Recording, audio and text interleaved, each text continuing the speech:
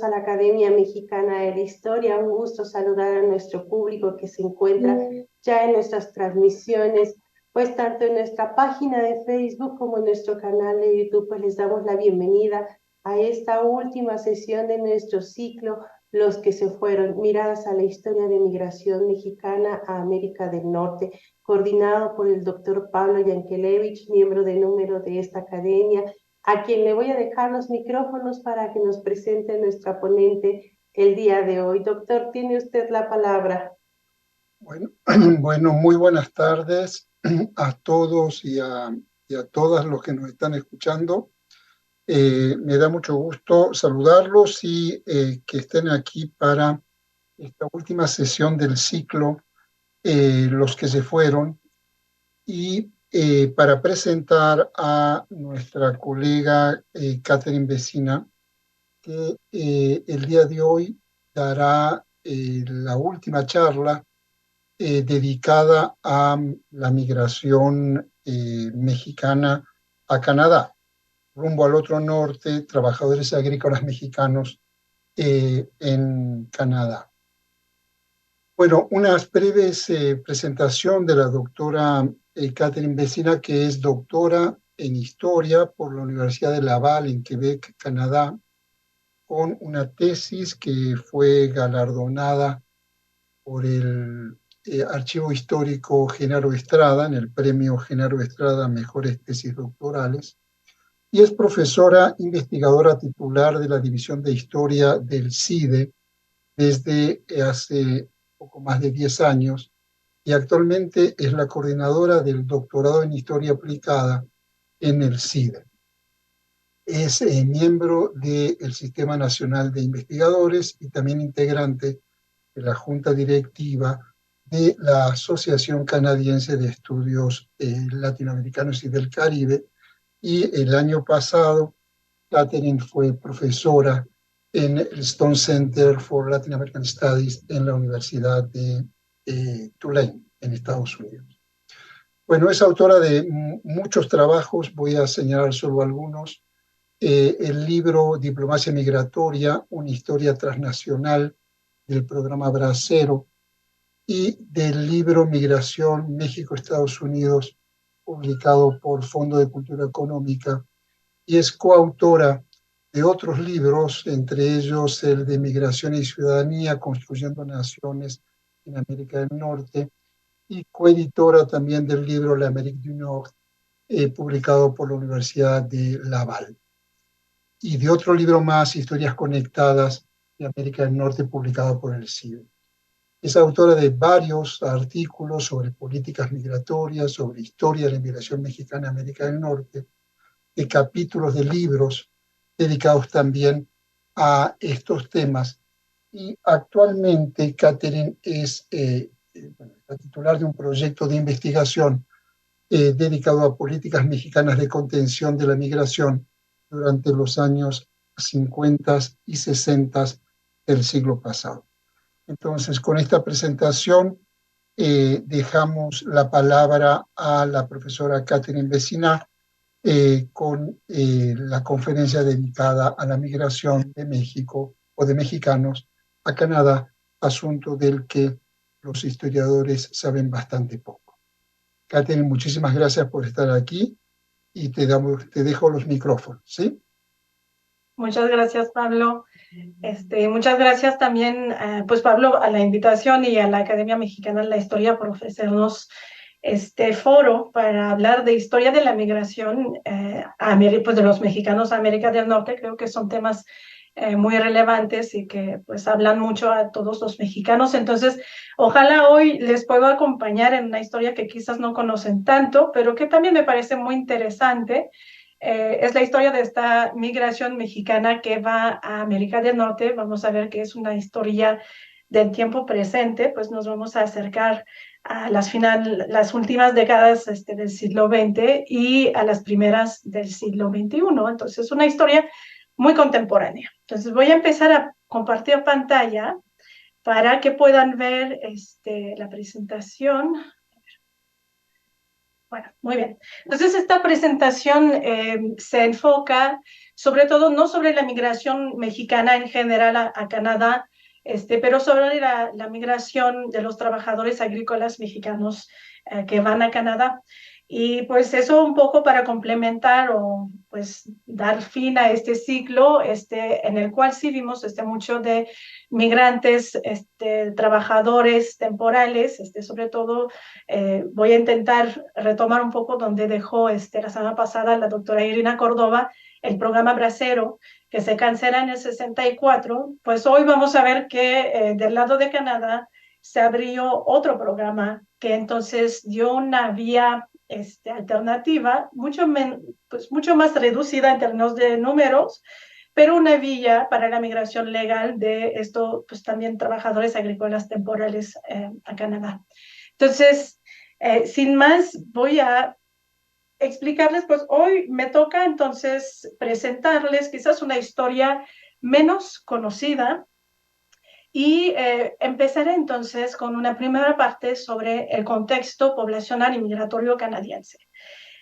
Y pues de antemano, no que les pido una disculpa, pero creo que sí es importante darles unas bases de este contexto canadiense que creo aquí en México no siempre nos queda tan claro como, por ejemplo, la historia de Estados Unidos, que conocemos mejor porque pues por la cercanía también con Estados Unidos, pero siento que a veces no conocemos tanto al otro vecino del norte, ¿no? Que es Canadá, y resulta importante conocer un poco su contexto para entender sus políticas migratorias y cómo entonces el programa de trabajadores agrícolas temporales que se acuerda entre México y Canadá en 1974, entender cómo este programa de hecho, sí, cuadra muy bien dentro del panorama migratorio canadiense. No resulta una excepción como lo que nos presentó la semana pasada la doctora Córdoba, más bien representa, pues cuadra completamente con los objetivos, incluso hasta históricos, de la migración, de las políticas migratorias canadienses. Entonces, aquí en esta lámina lo que pueden observar son algunos carteles de promoción para atraer migrantes a Canadá, a las tierras, sobre todo aquí para el año 1900, era para atraer migrantes para poblar las grandes planicies que están ubicadas en el centro oeste de Canadá. Entonces, eso es lo que vemos y las imágenes me parecen bastante ilustrativas en el sentido que, pues, qué tipo de inmigrantes se buscaba atraer, pues vemos muy claramente que se trata de población campesina, de gente que sí podía cultivar, explotar la tierra. Entonces, eso es el cartel que vemos a la izquierda, pero también podemos ver arriba un grupo de mujeres Doukhobor, que es un grupo religioso originario pues que residía en Rusia a finales del siglo XIX, que van a migrar a Canadá y que de hecho van a recibir, van a ser bienvenidos en algún momento. ¿Por qué? Porque era población campesina que se podía destinar entonces a la agricultura. Empiezo con eso para que puedan ver que entonces las políticas migratorias canadienses por mucho tiempo sí se enfocaron en atraer inmigrantes agrícolas para residir en Canadá y luego vamos a ver que en el siglo XX pues ya no es tanto para habitar Canadá, pero sí para llegar a Canadá y trabajar. Entonces, ¿por qué hay esta necesidad? Les voy a, pues aquí una pequeña presentación demográfica, les voy a hacer esta presentación demográfica y también un poco histórica del contexto muy general de Canadá, para que puedan entender la realidad que lleva en los años 70 a formular esta política migratoria que concierne México. Aquí es un mapa de la población actual, bueno, 2006, de Canadá, y pueden observar, bueno, por un lado creo que hay una característica que sobresale, es la inmensidad del territorio, es un enorme país, pero no muy poblado. Estamos hablando hoy en día de una población total aproximadamente de 38 millones, un poco más, Entonces no es una población tan grande y sobre todo está muy concentrada en el sur del país y también está concentrada, si podemos ver aquí, el Valle del San Lorenzo. Eso es el agrupamiento histórico, vamos a decir. El poblamiento de Canadá inició eh, en esta zona, ¿no?, del río San Lorenzo, y poco a poco se fue poblando en el sur, aquí, cerca de los ríos, de los grandes lagos, y se va a extender luego progresivamente la población a lo largo del territorio, pero fue siempre un desafío poblar este gran territorio y atraer inmigrantes. Entonces, creo que sí es importante mantener eso en mente para entender el carácter de las políticas migratorias canadienses. Y digo que siempre fue un desafío, pues regresamos aquí en el pasado para que tengan una idea de qué era Canadá al momento de lo que equivaldría un poco a su independencia política en 1867, cuando se conforma el Dominión de Canadá. Nada más eran estas provincias.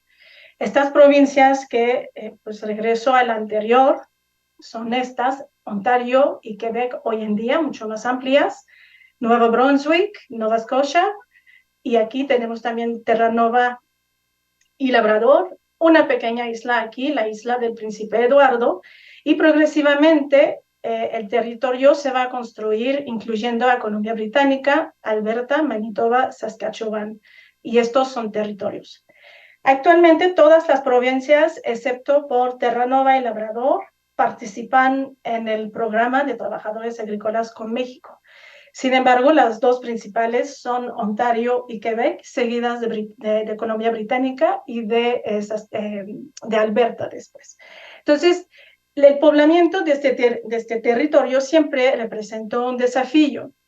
Y pues aquí tenemos una gráfica para ver, que se den cuenta un poco de la importancia del flujo migratorio que llega a Canadá. Canadá va a atraer a muchos migrantes, quizás no de la misma manera, no tan de la misma importancia que Estados Unidos, su vecino, pero sí está atrayendo también a muchos inmigrantes, y la política, de hecho, de inmigración va a ser una política muy activa de fomento a la inmigración a Canadá, con algunas excepciones que corresponden a crisis económicas, por ejemplo aquí, nuevamente en los 30, o a guerras mundiales, como aquí sucedió con la Segunda Guerra Mundial o durante la Primera Guerra Mundial. Pero en general esta política migratoria se mantuvo bastante activa. Y para que también puedan apreciar la importancia del fomento a la inmigración para Canadá, aquí tenemos una gráfica que nos permite apreciar la proporción de gente, de población nacida en el extranjero que habitan en Canadá. Entonces, es una proporción bastante alta, bastante elevada. Si pensamos, por ejemplo, que México históricamente ha recibido un máximo de 1% de inmigrantes, aquí podemos ver, bueno, que los inmigrantes representaron el 1% de su población. Aquí vemos, en el caso canadiense, que pues alcanzó más del 20% de su población, y también en el siglo XXI sigue siendo el caso. Entonces, para también confirmar la importancia de esta política activa de fomento a la inmigración en Canadá ya desde finales del siglo XIX y principios del XX, también quiero llamarles la atención sobre otra característica de la demografía de Canadá, que es que Canadá, si bien fue un país de inmigración y sigue siendo un país de inmigración, también fue un país de mucha emigración. Y eso fue sobre todo cierto y problemático para finales del siglo XIX y principios del XX. Simplemente, si se pueden acordar, la ponencia de nuestro colega David Vázquez, nos planteó que sí, la inmigración mexicana a Estados Unidos había ya empezado en el siglo XIX. Bueno, para las mismas décadas del siglo XIX, principios del XX, más canadienses migraban a Estados Unidos que mexicanos a Estados Unidos. Entonces, Canadá tuvo estas dos características migratorias, ser un país de inmigración y un país de emigración muy importante. Y de hecho, en los debates parlamentarios, lo que se identifica para esas décadas no es debates tan intensos sobre la indeseabilidad de los inmigrantes, más bien el problema era cómo retener a los canadienses en Canadá, que eran pues fuertemente atraídos hacia el sur, hacia Estados Unidos. Entonces, eso explica un poco por qué se mantuvo una política activa de fomento a la inmigración. Y como les mencioné, también había este reto de poblar y explotar el territorio. Explotarlo de distintas maneras, pero también en términos agrícolas. Y si ven aquí lo que sucede, pues eso es un esquema, pues un mapa de la distribución de la población en la última década del siglo XIX, pues 20 años después, con esta política activa de poblamiento y de inmigración, ya pueden ver que la población empezó entonces a extenderse a otras regiones de Canadá. Entonces, eso explica mucho la pasión con la cual Canadá va a intentar reclutar inmigrantes, sobre todo de parte de Europa. Canadá va a mirar mucho hacia Europa para poder obtener inmigrantes. Y eso va a ser muy vinculado con las prioridades en términos de agricultura y de colonización. Para darles un panorama muy general de los distintos momentos de la política migratoria canadiense, he decidido hacerlo mediante los ministerios, pues las agencias, los organismos encargados de la política de inmigración en Canadá. Eso es una característica bastante interesante de Canadá, que, bueno, si bien Canadá tiene una función pública profesional desde ya mucho tiempo, ya para finales del siglo XIX era un objetivo de Canadá profesionalizar a su función pública y, de hecho, tiene una función pública bastante estable. Una fuente de inestabilidad o donde cambia mucho la estructura burocrática de Canadá es en la conformación de los ministerios, el equivalente de las secretarías aquí en México. Entonces, en Canadá se van transformando, a veces fusionan, a veces se agrupan algunas responsabilidades dentro de un ministerio, entonces van cambiando y estos cambios reflejan también la orientación de varias políticas de los distintos gobiernos. Entonces, por eso decidí hacer este panorama, este recorrido histórico general, basándome en los ministerios. Entonces, se observan aquí en la lámina, para finales del siglo XIX y principios, pues toda la primera mitad del siglo XX, la política migratoria canadiense se encontró bajo la responsabilidad de unos ministerios que, pues si los miramos, no parecen tener tanto que ver con inmigrantes.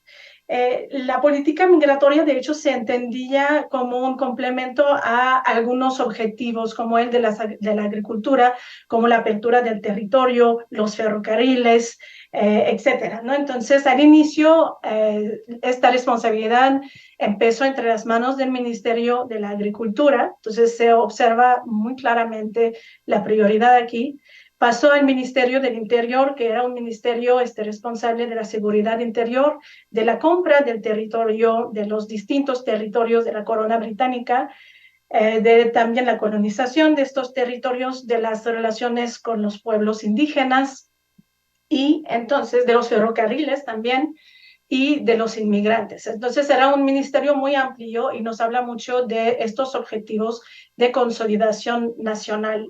Los inmigrantes entraban en estos objetivos de consolidación nacional y luego el ministerio, pues la responsabilidad de la política migratoria pasó por un tiempo bastante corto al Ministerio de las Minas y Recursos. Entonces, como también un complemento a la apertura del territorio y de su explotación. También quiero explicarles que la política migratoria canadiense se administra de una forma un poco distinta a la que se puede observar Por ejemplo, en el caso de Estados Unidos, la política canadiense da mucho poder o responsabilidades o discreción al poder ejecutivo. Entonces, si bien se debate y se adoptan las leyes de inmigración en el poder legislativo, que es el Parlamento, también el ministro pues, dependiendo del interior, de la agricultura, luego será de la ciudadanía e inmigración. Estos ministros pueden proponer algunos reglamentos al gabinete ejecutivo y entonces se administra y se puede incluso aportar cambios muy importantes a la política migratoria por medio de lo que se llaman Order in Council, que son básicamente el equivalente de unos decretos. Entonces, se administra la política de esta manera para darle flexibilidad. ¿Por qué explico eso? Para que entiendan también que, por ejemplo, la aprobación o la adopción de un programa de trabajo temporal no tuvo que pasar, no tuvo que aprobarse por el poder legislativo, como fue el caso del programa Bracero, por ejemplo, ¿no? Entonces, eso sí constituye una diferencia entre estos sistemas. Luego, y eso son los momentos que más nos interesarán el día de hoy, son los ministerios de la ciudadanía e inmigración, que va a encargarse de la política migratoria después de la Segunda Guerra Mundial, y luego se transformará en Ministerio de la Mano de Obra e Inmigración. Creo que estos cambios nos hablan mucho también de los cambios a la política migratoria, que si bien siempre tuvo objetivos económicos, aquí se relaciona de manera mucho más clara con la mano de obra. Y aquí lo de la ciudadanía, hecho quizás pues anecdótico, interesante, porque se transforma en esto después de la Segunda Guerra Mundial. Pues la primera ley de ciudadanía, en el caso canadiense, se adopta en 1947 y crea entonces la ciudadanía canadiense. Anteriormente eran ciudadanos británicos. Entonces es también un momento en que Canadá obtiene más poderes de parte, pues poderes nacionales y en política exterior, y entonces quiere afirmarse después de la Segunda Guerra Mundial. Y entonces va a haber mucha atención puesta en nuevamente la política de inmigración. En estos momentos, la política de inmigración sigue presentando algunas restricciones. Eso es un aspecto que no les mencioné. David y también creo Pablo Yankelevich en la primera conferencia nos mencionaron que hubo exclusiones en Estados Unidos a distintos tipos de migrantes.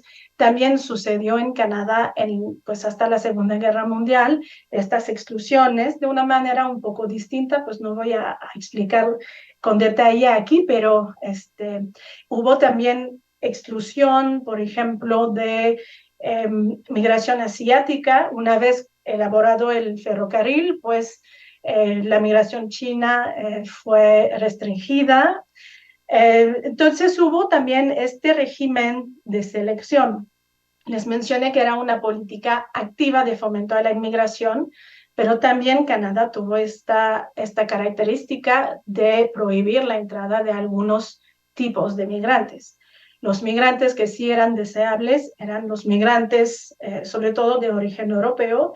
Durante mucho tiempo también hubo esta política de priorizar la migración de las Islas Británicas y después también pues un migrante europeo agricultor, eso era visto como muy favorable, ¿no? Como si recuerdan las láminas anteriores, este estereotipo del migrante ideal para Canadá durante mucho tiempo fue migrante agrícola, sin importar su idioma, su procedencia, si venía de Europa del Este o de Europa del Sur, por ejemplo, y sin importar su religión. Eso empezó a cerrarse un poco a partir de la década de 1910, pero realmente nunca se limitó tanto la llegada de migrantes de Europa para ir a Canadá. A partir de los años 50 se empieza, como en Estados Unidos también, a cuestionar algunos planteamientos discriminatorios de las leyes canadienses. Y entonces, ya desde 1950 empieza a haber algunos cambios, cierta apertura para recibir migrantes incluso de Asia, pero en muy pocos números. Y se va entonces a intentar rediseñar la política migratoria canadiense para permitir la entrada de inmigrantes más bien basados sobre criterios económicos. Entonces, lo que se ve en estos momentos, sobre todo a partir de los años 60, es un rediseño de la política migratoria canadiense. La primera vez, pues el primer cambio importante sucede aquí en 1966, cuando se crea también este Ministerio de Mano de Obra e Inmigración. Lo que se establece aquí, pues son tres cosas. Por un lado, y son las bases casi hasta la fecha que se mantienen, se establecen tres cosas. La importancia de una política para refugiados, también la importancia de una política de reunificación familiar, y la tercera, que es la que también caracteriza mucho a la inmigración, a la política migratoria canadiense, es un nuevo método de selección de los inmigrantes, que ya no se basaría en cuestiones nacionales o origen étnico o de ese tipo.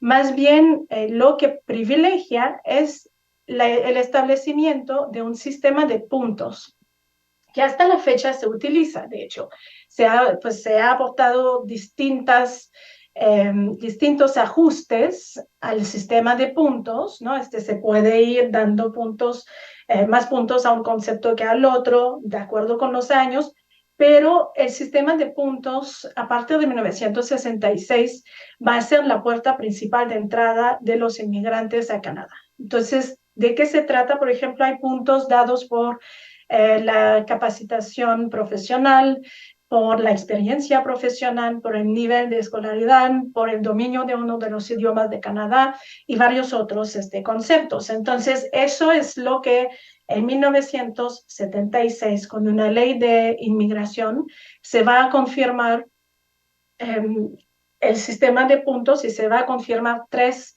clases para inmigrantes. Estas tres clases de inmigrantes son refugiados, entonces confirmando también los principios elaborados en la primera, en 1966. La segunda clase, la clase familiar, entonces para la reunificación familiar, y la clase económica, que es la puerta principal de entrada a Canadá. Los migrantes de carácter económico son estos nuevos inmigrantes que desean llegar a Canadá y entonces pasan por el sistema de puntos. Esa va a ser la manera de funcionar de Canadá. Y se da este cambio porque también, y eso sí es importante entenderlo, hasta la Segunda Guerra Mundial, la economía canadiense pues estaba creciendo, pero vamos a decir que todavía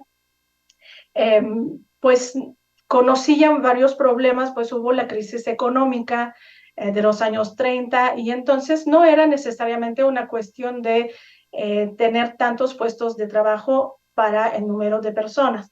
Después de la Segunda Guerra Mundial, la economía canadiense se va a modernizar mucho, va a haber un proceso de industrialización también muy importante y entonces se va a requerir de mucha mano de obra y no solamente de mano de obra cualquiera, pero también de algunas personas más capacitadas.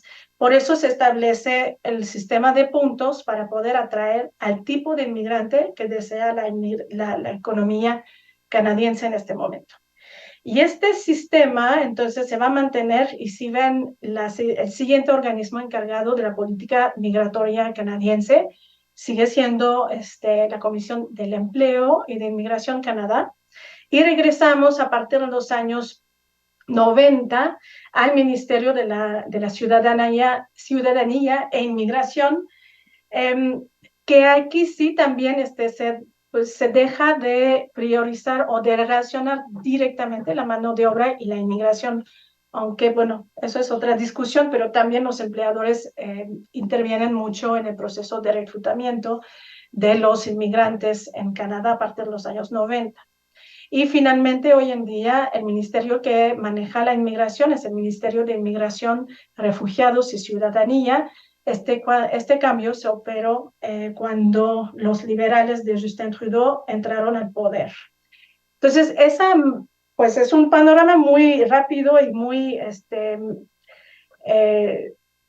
simplificado de la política migratoria canadiense, pero es para que puedan entender un poco por qué en algún momento, pues en los años 70, México firma un memorándum de entendimiento con Canadá para mandar trabajadores agrícolas. ¿En qué condiciones y en qué contexto, en qué parámetros se hace eso? Pues se puede entender un poco con la necesidad histórica de Canadá para atraer agricultores, por un lado, después de la Segunda Guerra Mundial, trabajadores de cierto perfil, y vamos a ver que los trabajadores agrícolas temporales, si bien no se invitan de forma a incorporarse a la población canadiense, es decir, a volverse ciudadanos de Canadá, también van a ser vistos como esenciales en algún momento y se va a crear entonces un programa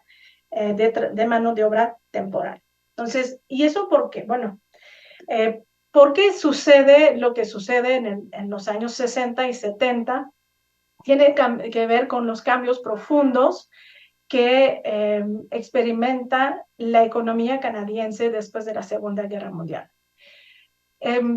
Les mencioné, es un momento de prosperidad, pues de cambio, de industrialización, de modernización económica y también de prosperidad, pues está conocida esta época como la de las 30 gloriosas, entonces 3 décadas de crecimiento económico bastante sostenido. Y también, además de eso, en Canadá tenemos también el baby boom, que fue pues básicamente un boom demográfico que siguió a la Segunda Guerra Mundial, pero la economía era tan dinámica que estos jóvenes bien pronto pudieron insertarse en la economía en sus distintos sectores, la industria, pero también el sector servicios que empezó a crecer mucho también después de la Segunda Guerra Mundial y que pudo emplear entonces a la población joven y con salarios bastante apreciables. El sector que no se benefició de la misma manera de esta prosperidad es la agricultura canadiense.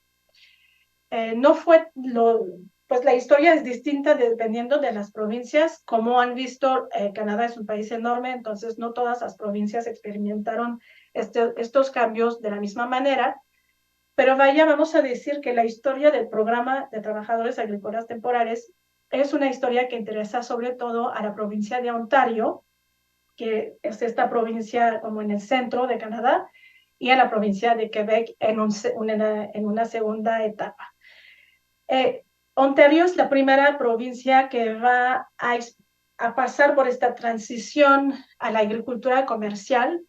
Se inicia después de la Segunda Guerra Mundial y tienen que ver también con el cambio económico y demográfico que hay en Canadá. Canadá va a experimentar, pues tanto Ontario como Quebec, van a experimentar un éxodo rural muy importante. La población joven se va a mudar hacia los centros urbanos y industriales, donde las condiciones de trabajo y salariales son más interesantes, y eso va a propiciar también entonces una transición de la agricultura. La agricultura familiar pues ya va a debilitarse y pasamos más bien a una agricultura que se va a volver más comercial, por no decir pues industrial. Pero es un proceso lento que empieza después, pues a partir de los años 50 y en los años 60.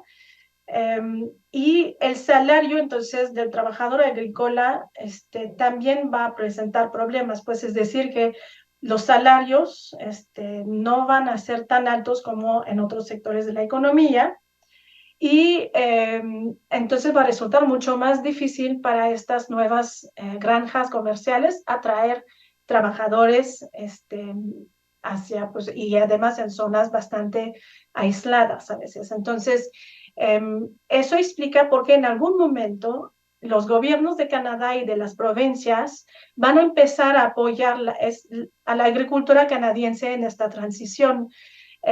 Apoya por medio, por ejemplo, de programas de estabilización de ingresos agrícolas, entonces subvenciones a los agricultores, pero también va a apoyar con una flexibilización de la inmigración, pues de los criterios para ciertos inmigrantes. Les recuerdo que la política migratoria canadiense se administra también, no solamente por medio de leyes, pero también por medio de estos tipos de decretos. Y eso va a permitir entonces al gobierno canadiense en algunos momentos firmar, por ejemplo, después de la Segunda Guerra Mundial, lo que se va a intentar en un primer momento es firmar algunos acuerdos con gobiernos de países que han sido afectados por el conflicto mundial y recibir entonces varios inmigrantes europeos que se dedican a la agricultura. También el gobierno canadiense va a intentar atraer a lo que se llama las displaced persons, las personas desplazadas después del conflicto mundial, va a intentar atraer a esas personas hacia el sector agrícola de Canadá. Funciona por un tiempo, pero como son personas invitadas a también eventualmente formar parte de la sociedad canadiense, estas personas poco a poco se van a ir a insertar también en otros sectores de la economía, una vez establecidos en Canadá, y el problema de atracción de trabajadores agrícolas va a presentarse de nuevo en los años 60.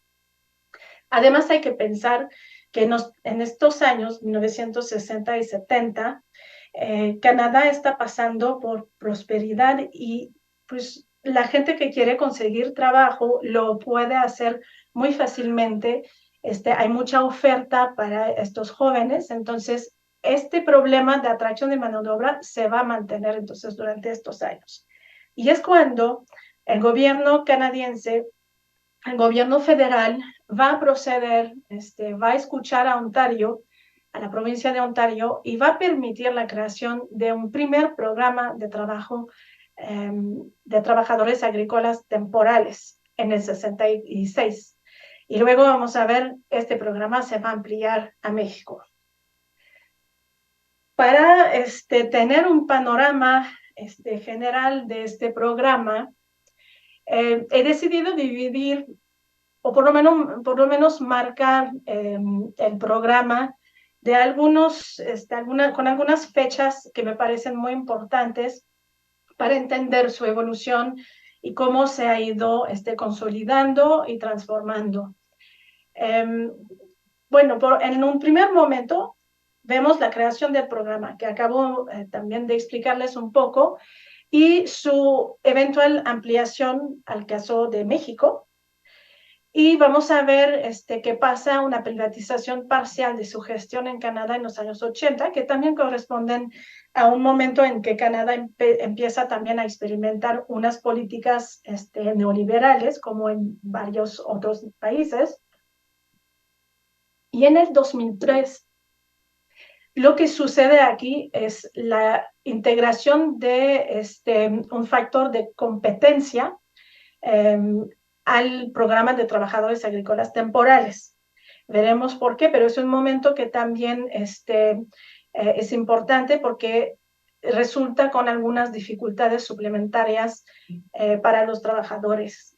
Y en el 2020, yo lo identifico esto, pues el inicio de la pandemia y sus impactos, lo veo y con eso vamos a concluir luego.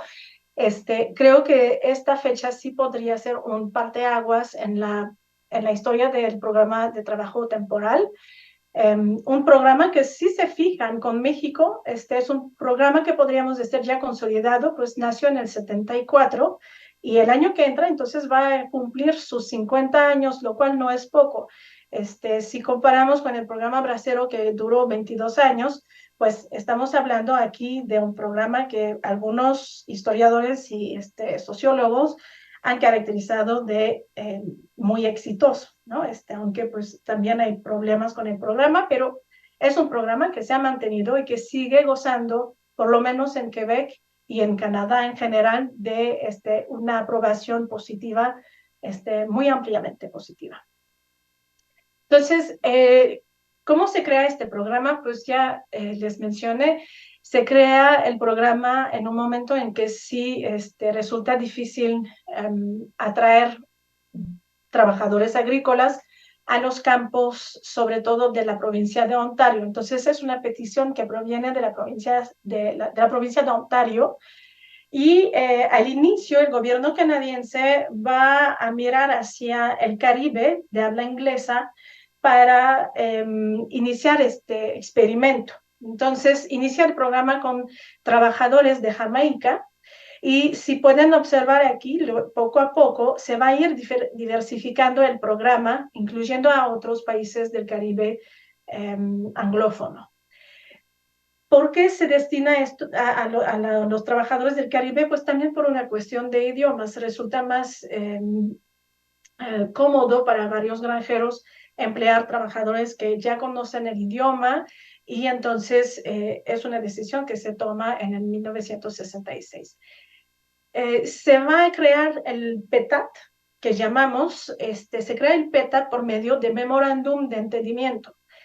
No es exactamente lo mismo a un tratado internacional que se negocia y que luego, como en Estados Unidos, se tuvo que aprobar por el Congreso.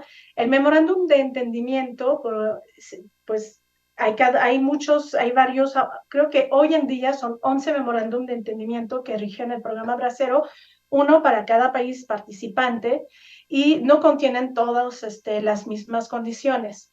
Pero en general, los memorándum de entendimiento por lo menos buscan garantizar algunos niveles salariales, también garantizan condiciones de alojamiento y de alimentación, algunos estándares también similares a los estándares locales, y tratan también la cuestión del costo del transporte, de quién se va a encargar del transporte de los trabajadores. Entonces, pues los memorándum de entendimiento, pues los podemos ver, sin embargo, como un tipo de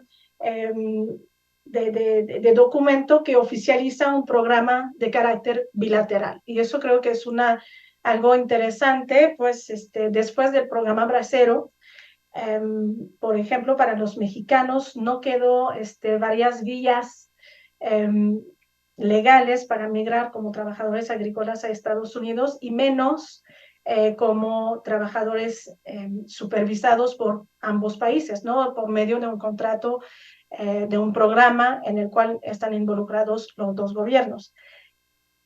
Y bueno, para ir avanzando, este programa que al inicio se destinaba a la población de Jamaica, se va a extender a México.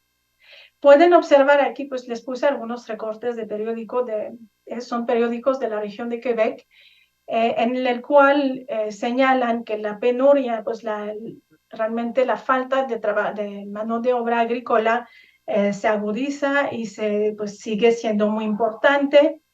Y incluso para el caso de Ontario, pues dicen que Ontario intenta atraer finalmente trabajadores de la provincia de Quebec, que normalmente reciben salarios más bajos, y población de Jamaica y también mexicanos y portugueses. Eso es un extracto de un periódico de 1975. Porque entonces el PETAT se va a extender a México. Canadá va a proponer un memorándum de entendimiento a México y creo que el contexto también nos ayuda a entender por qué en esta fecha pues Canadá pues pone la mirada más hacia su otro vecino de América del Norte. Tiene mucho que ver con, bueno, por un lado el contexto diplomático y político. En la década de 1970, Canadá empieza a abrazar un poco más su carácter americano y entonces busca también diversificar sus relaciones diplomáticas y comerciales también con América Latina. Se intenta acercarse un poco más pues a toda la región americana. Eso con el afán un poco de también distanciarse de Estados Unidos y de su dependencia de Estados Unidos. Entonces, van a coincidir los presidentes de México y el primer ministro de Canadá en estos momentos en algunas políticas. Y entonces, este acercamiento entre México y Canadá, pues va a permitir también, va a facilitar por lo menos la negociación de un programa bilateral de trabajo temporal. Y aquí les puse, pues si ven aquí hay 2 visitas oficiales de los mandatarios de Canadá y de México en este momento, lo cual sí habla mucho de la relación, porque antes de esta fecha las relaciones entre México y Canadá habían sido bastante superficiales y a partir de los finales de los 60 y principios de los 70, entonces se está consolidando un poco esta relación.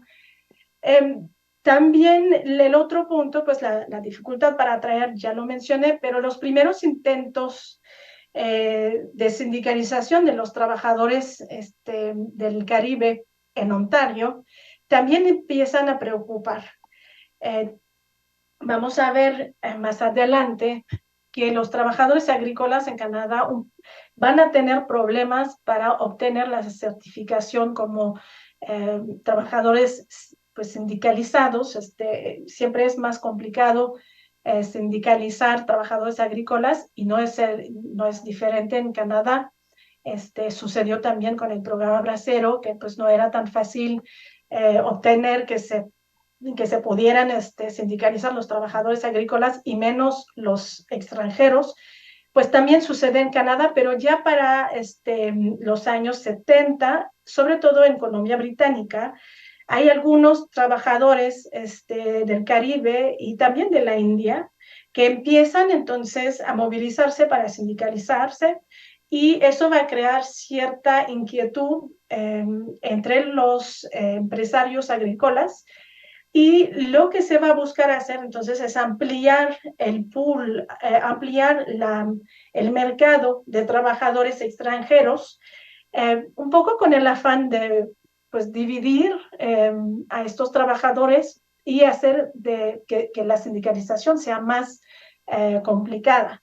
También los trabajadores mexicanos tienen una barrera de idioma y entonces al inicio se veía como algo positivo que no fueran tan hábiles para buscar sus derechos, buscar protección. Entonces también hay esta lógica de diversificar el mercado laboral para evitar que el sindicalismo pueda resultar exitoso. Bueno, bien, ahora un poco de cómo se administra el programa, su dinámica, cómo funciona. Les mencioné que estos acuerdos, pues estos memorándum de entendimiento, entonces conciernen los 2 gobiernos. Los 2 gobiernos, tanto el de Canadá como el de México, están involucrados en la gestión del PETAT. De parte de Canadá, pues básicamente hay hay unas transformaciones de los departamentos encargados, como les mencioné, la función pública canadiense sufre transformaciones regulares, pero en general los departamentos o ministerios involucrados se relacionan con el empleo. Y también está involucrado el ministerio que se encarga de la inmigración para cuestiones de visa y de aceptación de los inmigrantes. Perdonen los cohetes, no sé si los escuchan. Bueno, voy a intentar que no me distraiga. Y los otros órganos involucrados son la embajada, pues básicamente el Ministerio de Asuntos Exteriores de Canadá y Servicio Canadá, que es una agencia encargada de prestaciones, encargada del número de seguridad social, etc.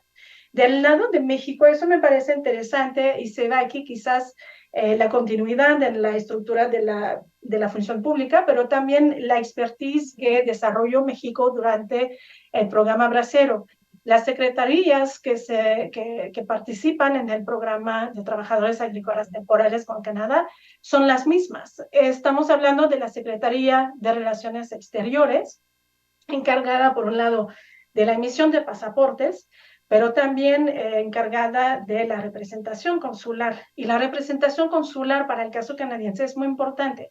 De hecho, incluso se va a desarrollar cierta especialidad y a tal punto que, por ejemplo, hace unos 10 años, si no me equivoco, México promovió una representación consular que tenían en Leamington, que es un pequeño pueblo de Ontario.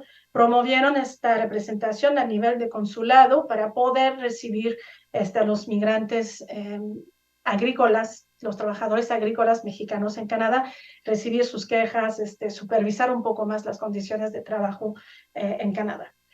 También está involucrada la Secretaría de Salud, una secretaría entonces que realiza los exámenes médicos, el seguimiento médico, la Secretaría de Trabajo y Previsión Social, con sus centros el Servicio Nacional de Empleo y sus representaciones en el país, y también está involucrada la Secretaría de Gobernación, INM en particular. Muy bien, ahora en lo que es más específico del programa, cómo funciona, pues el gobierno de México, y también en colaboración, en acuerdo con Canadá, con los granjeros canadienses y el gobierno canadiense, puede establecer criterios de selección y lo ha hecho. De hecho, la ventaja de estos programas de trabajo temporal de carácter bilateral, como lo era el programa Bracero, una de sus ventajas para un gobierno como el de México es que puede intervenir en la selección de los inmigrantes, puede diseñar el perfil ideal del migrante, ¿no? Entonces tiene algo de poder para decidir quién sale, ¿no? Y eso, ¿por qué lo menciono? Porque a veces resulta útil para un gobierno poder decir, pues aquí hay más necesidad económica, entonces de esta región vamos a autorizar más trabajadores este año y así ir también pues redistribuyendo un poco los frutos de este tipo de programas. Eso también se ha utilizado en el programa Bracero y en el caso de México también hay cierta supervisión y cierta selección acorde a las necesidades, a veces puntuales o más continuas de ciertas regiones.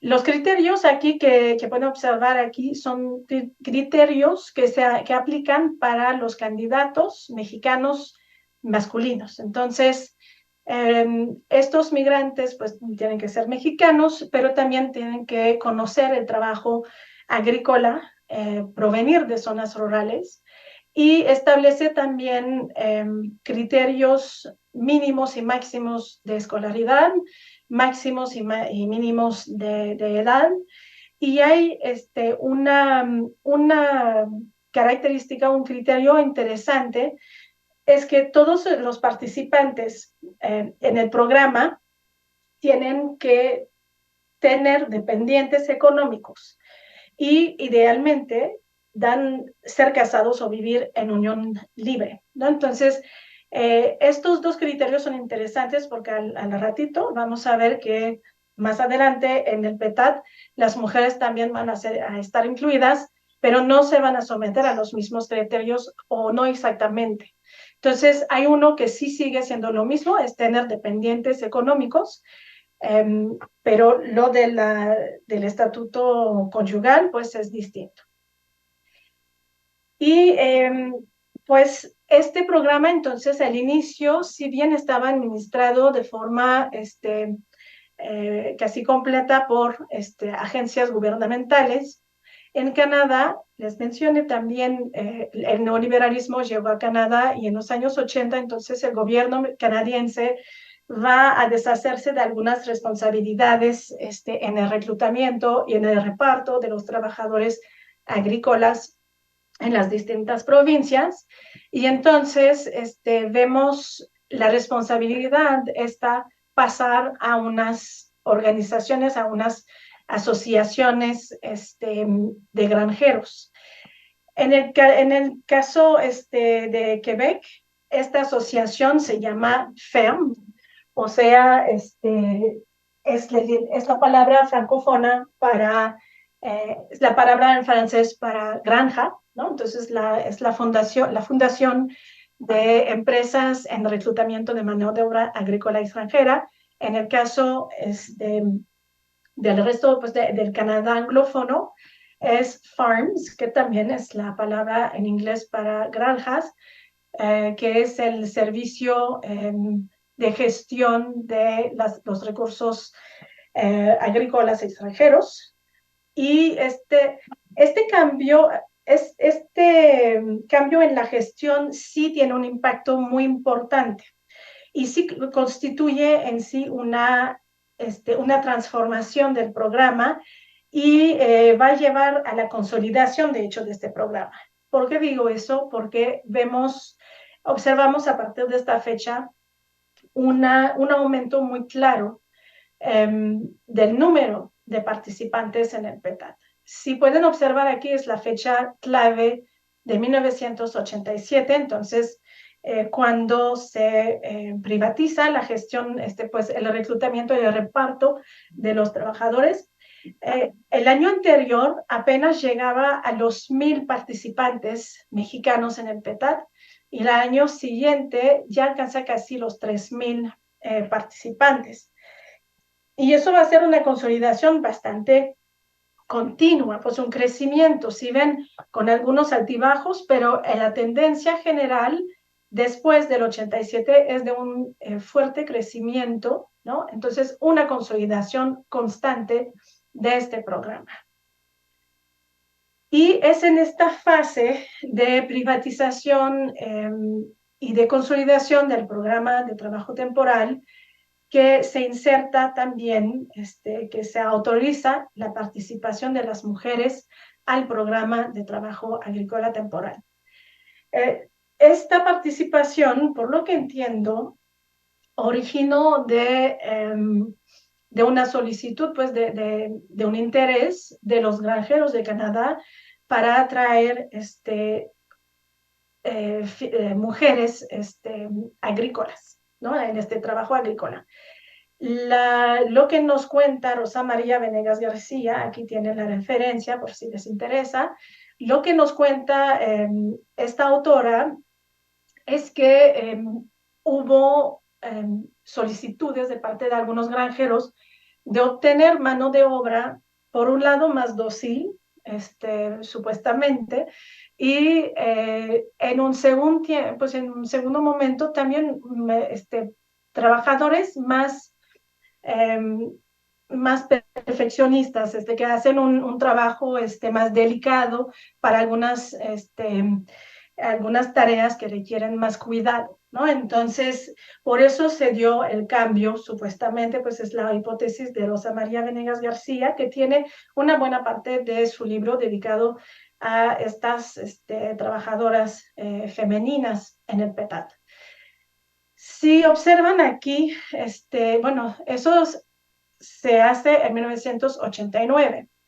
Los criterios de selección en general son similares a los de los hombres. Entonces, también establece mínimos y máximos para nivel de escolaridad, mínimos y máximos de edad. Otro criterio que sí que tienen en común es tener dependientes económicos, pero lo que es diferente es lo siguiente. En el caso de los varones, si recuerdan, se daba prioridad a los hombres casados o en unión libre. Aquí estamos viendo algo al revés. Uno de los criterios, pues la prioridad se va a dar a madres solteras, viudas o divorciadas. Y otro criterio, que no tengan con el sostén económico del sexo masculino. Y eso se refleja bastante claramente en las estadísticas, en el perfil de los participantes en el PETAT. Aquí eso es unas estadísticas de 2021. Si ven aquí en la columna de los hombres, la mayor parte de los hombres que migran a Canadá son hombres casados o en unión libre. En el caso de las mujeres, pues podemos notar una cosa bastante distinta. Las principales migrantes son solteras y luego les siguen las mujeres casadas. Y si les interesa más información sobre esto, pues aprovecho para recomendarles este documental, Migranta con M de Mama, que pues nos permite entrever un poco las experiencias y lo que representa para estas mujeres migrar de trabajadoras a Canadá. Y hay otros cambios que suceden durante las últimas décadas del siglo XX e inicios del siglo XXI, que tienen que ver con la sindicalización y que nos va a llevar a esta última fecha que les mencionaba pues, en la línea cronológica. En el 2003, si recuerdan la línea del tiempo, se agrega un componente de competencia al PETAT. Para entender por qué se hace lo que se hace en el 2003, hay que entender también el proceso de sindicalización de los trabajadores agrícolas en Canadá. Este proceso, les mencioné que ya había empezado en 1973 en la Columbia Británica, algunos grupos del este de India y también algunos migrantes de Jamaica van a lograr formar un sindicato, un primer sindicato de trabajadores agrícolas. Y una de las batallas va a ser que se acepte la sindicalización de los trabajadores agrícolas extranjeros. Y en el caso de la Columbia Británica lo van a lograr progresivamente y este sindicato se va a consolidar en las décadas siguientes. ¿Por qué? Porque pues, había una comunidad bastante movilizada, bastante unida, que permitió entonces a este sindicato crecer. Pero hay que ver que en Canadá también las leyes del trabajo se administran por provincia, entonces también hay criterios distintos de una provincia a otra. Y eso hace que los trabajadores mexicanos agrícolas pues no tienen tampoco exactamente las mismas experiencias de acuerdo al lugar donde van a ir a trabajar. Y esta sindicalización, pues los Canadian Farm Workers Union, este sindicato, va a intentar, de hecho, movilizar a los trabajadores agrícolas de Ontario con menos éxito. Y tenemos que esperar hasta el inicio del siglo XXI para que realmente haya una movilización mucho más importante en Ontario, donde los trabajadores, pues, se crea este sindicato, el Sindicato de Trabajadoras Unidos del sector alimentación y comercio, y entonces van a dar una batalla legal que va a durar varios años, pero que lleva eventualmente a obtener el derecho a sindicalizar los trabajadores agrícolas. Entonces, incluso los extranjeros. Pero es una batalla legal que empieza entonces desde inicios del siglo XX y que también va a tener su batalla correspondiente en la provincia de Quebec a partir del siglo XX. Aquí la batalla legal empieza realmente en el 2004, pero eso es la batalla legal. La movilización ya había empezado en años anteriores. Y en el 2004 entonces se crea un primer sindicato, o por lo menos este centro de apoyo intenta obtener la acreditación para hacer un sindicato. Va a conocer una oposición bastante fuerte de estas asociaciones de granjeros y en el 2007 pues no obtiene esta acreditación. El pretexto, y eso fue también lo que se argumentó en el caso de Ontario, es que los trabajadores agrícolas extranjeros no pueden ser sindicalizados porque solamente los trabajadores agrícolas continua y ordinariamente remunerados, entendido por el año completo, pueden ser sindicalizados. Entonces hubo toda una batalla legal entre este sindicato y el gobierno para decidir si sí o no se podían sindicalizar los trabajadores agrícolas extranjeros. Y no fue hasta 2013 cuando la Suprema Corte por fin reconoció el derecho de sindicalización de los trabajadores agrícolas extranjeros. Entonces, aquí les presenté todo eso para que entiendan que entonces al inicio del siglo XX la movilización y la militancia para sindicalizar a estos trabajadores había empezado. Y la respuesta que hubo desde, por un lado, las asociaciones de agricultores, ¿no?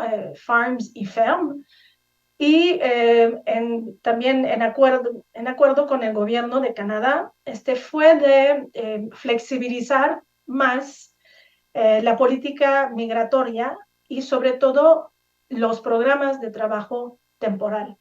Entonces, ¿qué es lo que ocurre en el 2003? Es que hay un programa ya preexistente que se llamaba el Programa de Trabajadores Extranjeros Temporales, el PETET, no el PETAT, el PETET. Se va a abrir a este programa el sector agrícola. Entonces, a partir del 2003, los trabajadores, los empleadores interesados en reclutar mano de obra extranjera para sus granjas, pues pueden pasar también por este nuevo programa, este programa de trabajo temporal, que no es un programa bilateral, no es un programa que implica o que involucra a un gobierno extranjero en su gestión o su supervisión.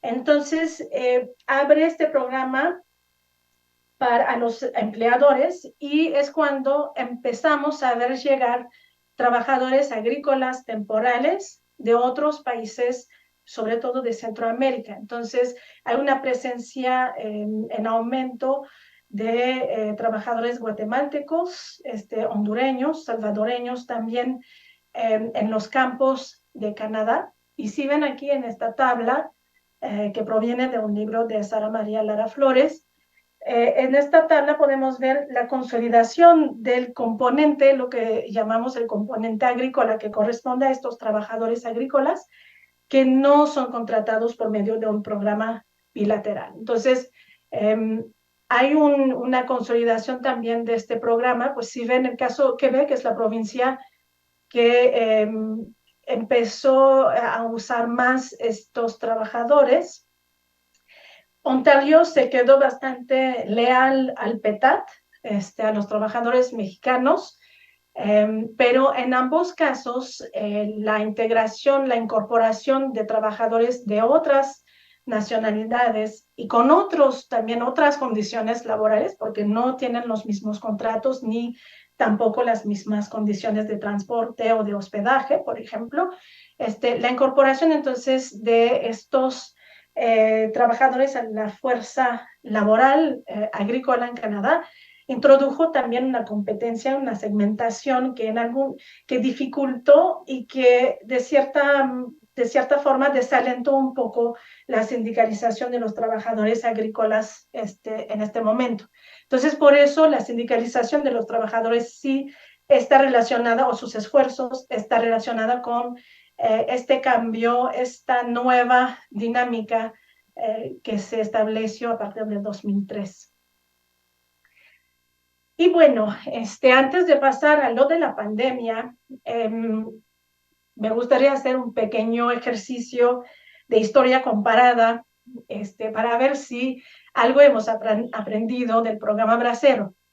Un programa bracero que también sufrió varias críticas por los abusos y la explotación también de los trabajadores mexicanos en Estados Unidos.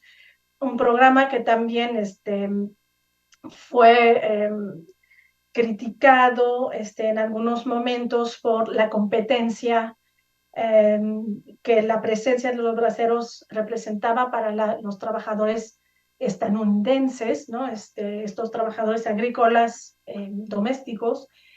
Entonces, en algún momento, pues resulta interesante ver si algo se hizo de forma distinta para, en el caso del PETAT, que ya lleva 50 años de existencia. Entonces, en el caso de la competencia desleal, como se había algunas veces señalado en el caso del programa Bracero, no observamos esta crítica hacia el PETAT. Por cuestiones creo que son bastante obvias si consideramos el contexto económico y del trabajo en Canadá que les expuse, es decir, más bien si hubo un objetivo de parte de Canadá en cuanto a atraer trabajadores extranjeros. Es un objetivo histórico de atraer inmigrantes agrícolas, ¿no? De carácter agrícola, campesinos. ¿Por qué? Porque siempre fue un sector donde para Canadá fue difícil obtener mano de obra y brazos en este sector. Entonces, no hubo este desplazamiento, sobre todo después de la Segunda Guerra Mundial, cuando se realiza este éxodo rural. No hubo esta competencia, no se sintió como una competencia tan fuerte sobre los trabajadores canadienses.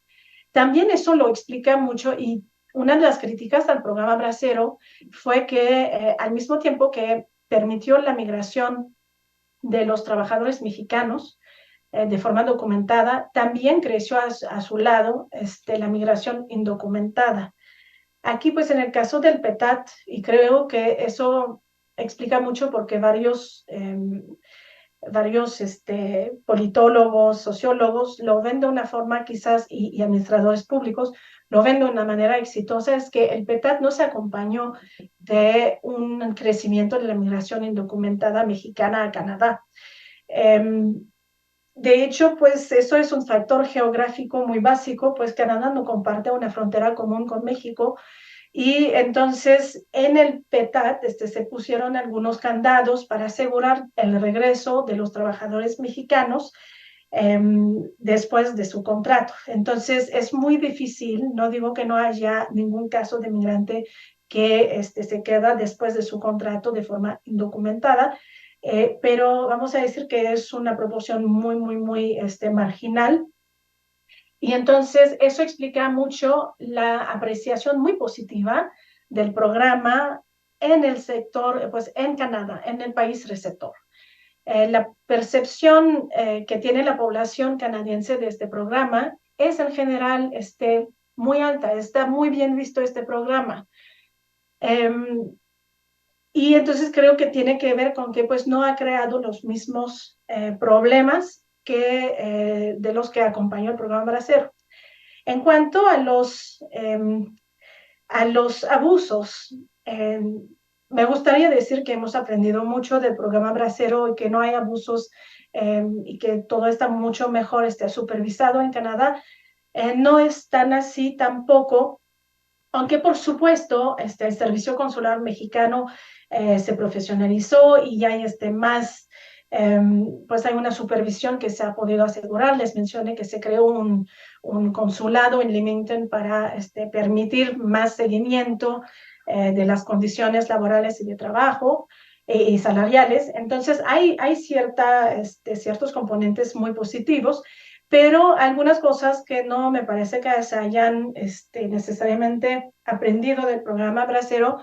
La primera, la principal, es la práctica del nombramiento, es decir, utilizar el nombramiento como método de selección. Eso es una cosa que durante el programa Bracero fue bastante marginal.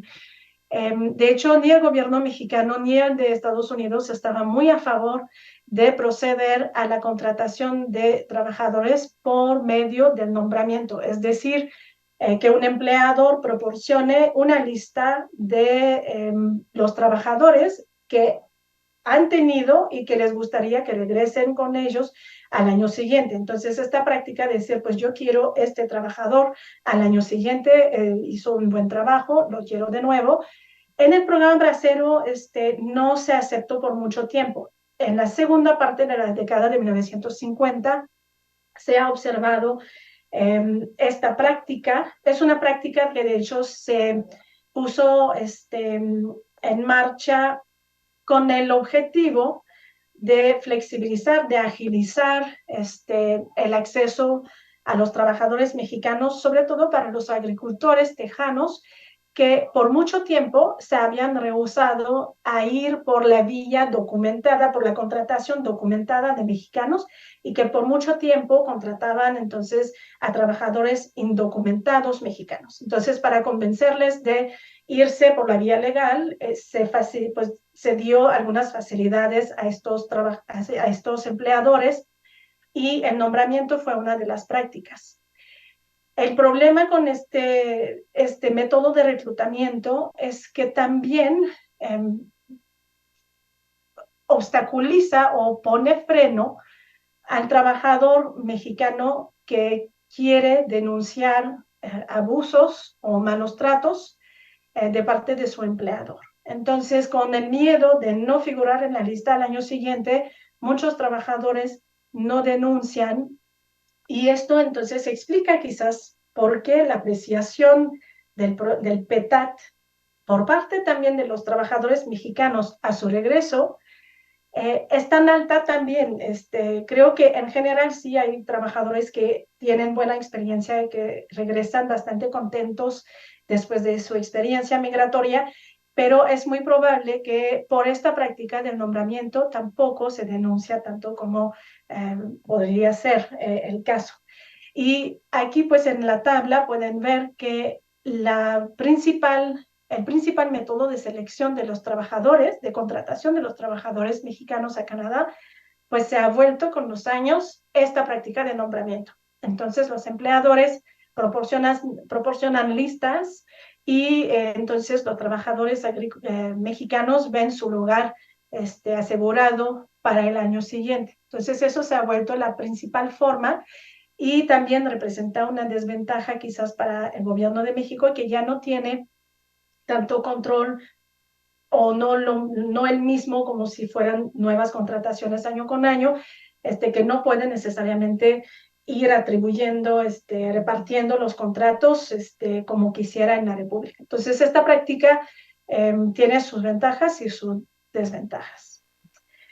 Y ahora, a manera un poco de conclusión, para ver qué es lo que ha pasado después en los últimos años, porque hablar de una historia tan cercana, una historia del tiempo tan presente, creo que sí obliga a tomar en cuenta también qué ha sucedido durante la COVID-19, que hoy en día pues espero que es historia de, pues sí, ahora pasada, pero lo que sucedió en este momento, y creo que es un momento interesante a pesar de pues del sufrimiento de varios trabajadores agrícolas mexicanos, desafortunadamente, es un momento, la pandemia, donde por única vez, pues nunca se había visto eso antes, los trabajadores agrícolas mexicanos fueron visibilizados de una manera nunca antes vista en Canadá.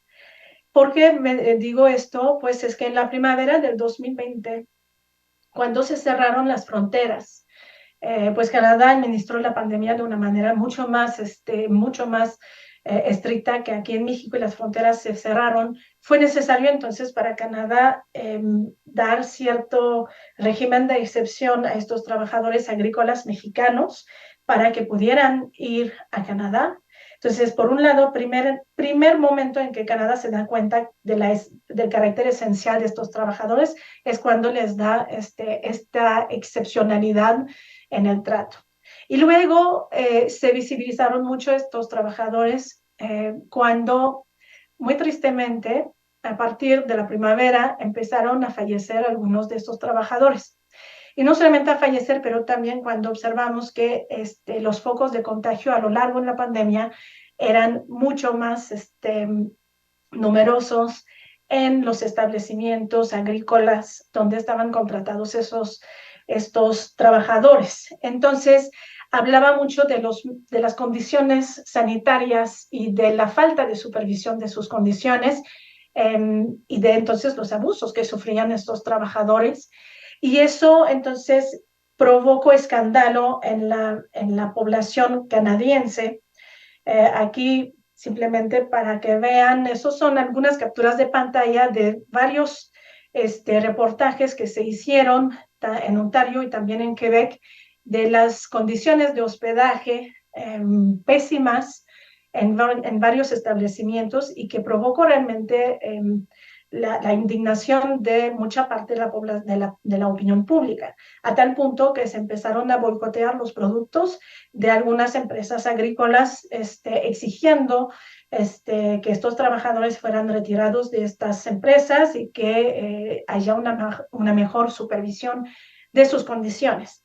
Entonces, y aquí les pongo, es un artículo hermoso de Daniel Benoger y Guillermo Candice, si quieren ver un poco, hasta la pandemia, estos trabajadores gozaban de por supuesto, de una aceptabilidad y de una apreciación muy positiva en la provincia de Quebec, pero estos autores señalan que ¿por qué es así? Pues porque también tienen este carácter temporal, esencial, que no hay convivencia realmente, es una migración individual y sobre todo, los decía, son invisibles, ¿no? Entonces, aquí la pandemia pues tuvo esta ventaja de haber visibilizado a los trabajadores, incluso cuando por fin llegó la vacuna a Canadá en la primavera del 2021, fueron incorporados en las listas prioritarias como personal esencial. Entonces, por lo menos se tomó en cuenta a estos trabajadores como nunca antes. Y tal fue así que pues la verificadora general de Canadá hizo unos señalamientos muy duros al gobierno de Canadá y de las provincias, diciendo que hubo realmente muchas fallas en la supervisión de las condiciones laborales. Y incluso, y eso es algo que yo no pensaba ver viendo los debates que se da en la academia y que varios trabajadores sociales hacen a este programa, no pensaba ver este proyecto piloto.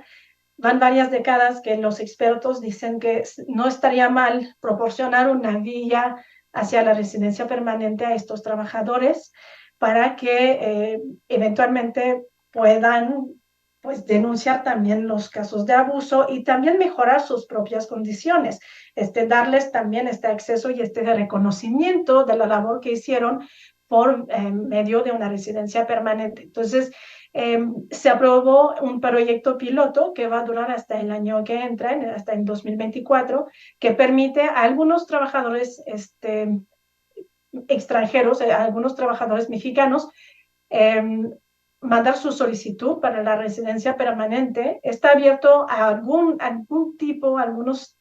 tipos de trabajadores de la industria de la carne, ganadería, invernaderos, viveros, flores y plantas ornamentales. Entonces, trabajadores que presentan cierto nivel de especialidad, y es un programa, por supuesto, que sigue siendo muy limitado.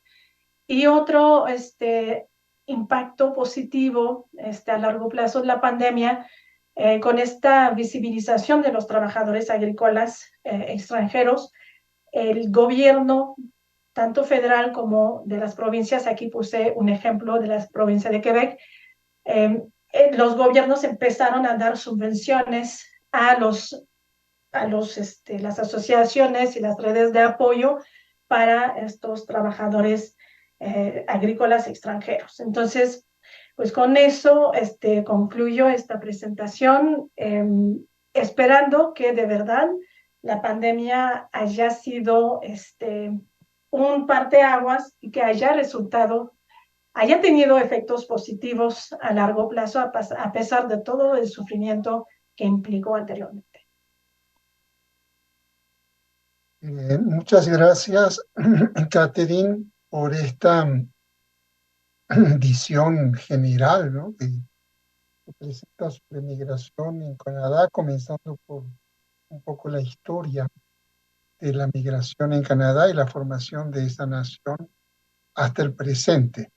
Una visión muy abarcadora y muy clara en tu exposición. No sé, vamos a abrir un espacio para preguntas, pero nos dirá Yasmín si ha llegado algo del público que nos está viendo a través de las plataformas digitales. Déjenme ver un segundo mi teléfono.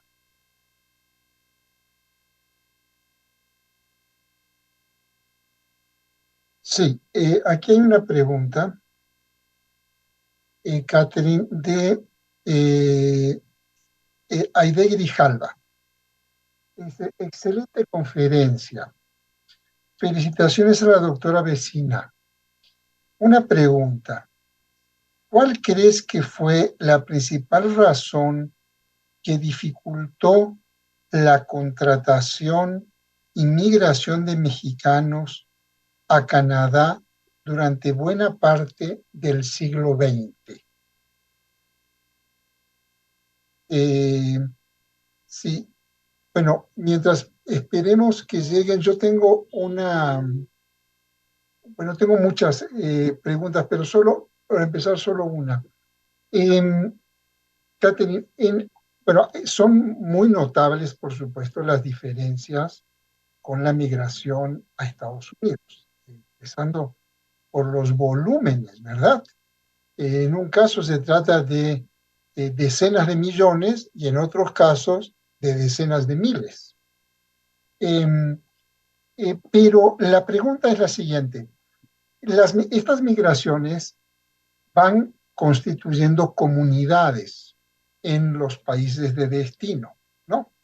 Buena parte de las comunidades mexicanas en Estados Unidos tienen que ver, por supuesto, con la preexistencia de un México al cual se le cambió la frontera, pero fundamentalmente al peso de la migración. ¿Qué pasa en Canadá con comunidades mexicanas? Es decir, este tipo de programas permite, alienta, fomenta la constitución de comunidades mexicanas en territorios distintos de Canadá. Ese es uno. Y dos, ¿qué pasa con una cuestión sobre la cual no hablaste mucho, pero con migración altamente calificada? No sé si altamente, pero calificada, llamémosla así, una migración de profesionales, técnicos, no necesariamente de trabajadores manuales o de trabajadores agrícolas, en el sentido de qué tipo de puertas de entrada hay para ellos. ¿Sí? Sí. Muchas gracias, Pablo, por las preguntas, muy, muy pertinentes, y muchas gracias, Aide, un gusto saludarte. Bueno, voy a empezar, pues creo que son preguntas que de hecho se complementan mucho, porque sobre las razones por qué es lo que dificultó a los mexicanos a Canadá, tiene que ver también con las leyes de migración y estas puertas de entrada, ¿no? De cómo entran los mexicanos, quizás más especializados también a Canadá. Bueno, entonces voy a intentar responder estas dos preguntas de manera simultánea y terminaré con la de las comunidades. En el caso de Canadá, sus políticas fueron bastante restrictivas también en el siglo, pues a lo largo de los años. Dije que es una política de fomento a la inmigración, pero sobre todo, para ser sincera, de fomento a la inmigración europea, ¿no? Eso fue como la primera prioridad de Canadá por muchas décadas, ¿no? En esto se parecía un poco a Estados Unidos. Entonces, para la primera mitad del siglo XX, no hay mucha migración mexicana a Canadá. O si la hay, es una migración, pues, muy poco numerosa. Y hay algunos estudios que se han hecho, creo que es Maurice Demers que mencionó la presencia, por ejemplo, de estudiantes mexicanos en universidades canadienses. Entonces, eso fue una forma de migración en la primera mitad del siglo XX y también en los años de posguerra, ¿no? Entonces, después de la Segunda Guerra Mundial, hubo algunas relaciones de ese tipo. Los mexicanos nunca llegaron en grandes números a Canadá hasta finales del siglo XX. ¿Qué es lo que lo dificultó? Pues por un lado, no había una política activa de reclutamiento de migrantes para Canadá en México, ¿no? Entonces la relación, vamos a decir que la relación entre México y Canadá era muy escueta, por no decir ausente, hasta la Segunda Guerra Mundial, ¿no? Entonces sí hay que ver también que Canadá, en términos de política exterior, no tenía su plena autonomía hasta la década de 1930. Entonces no tenía una política exterior activa hasta llegar casi a la Segunda Guerra Mundial. Entonces, por un lado, por eso mencioné el acercamiento a partir de los años 70. Antes de esta fecha es muy limitada la relación entre México y Canadá. Y también, por otro lado, el sistema, una vez que se inicia este acercamiento, el sistema migratorio que se estableció en los años, a partir de 1966, con este sistema de puntos, no necesariamente privilegiaba la migración de los mexicanos. No tengo aquí a la mano, creo que sí. Voy a intentar buscar unos ejemplos de criterios de sistema de puntos. Quizás va a ayudar un poco para entender de qué estoy hablando cuando me refiero a los criterios y por qué también eso mantuvo entonces a Canadá fuera de a México fuera de la ecuación migratoria. Lo estoy buscando.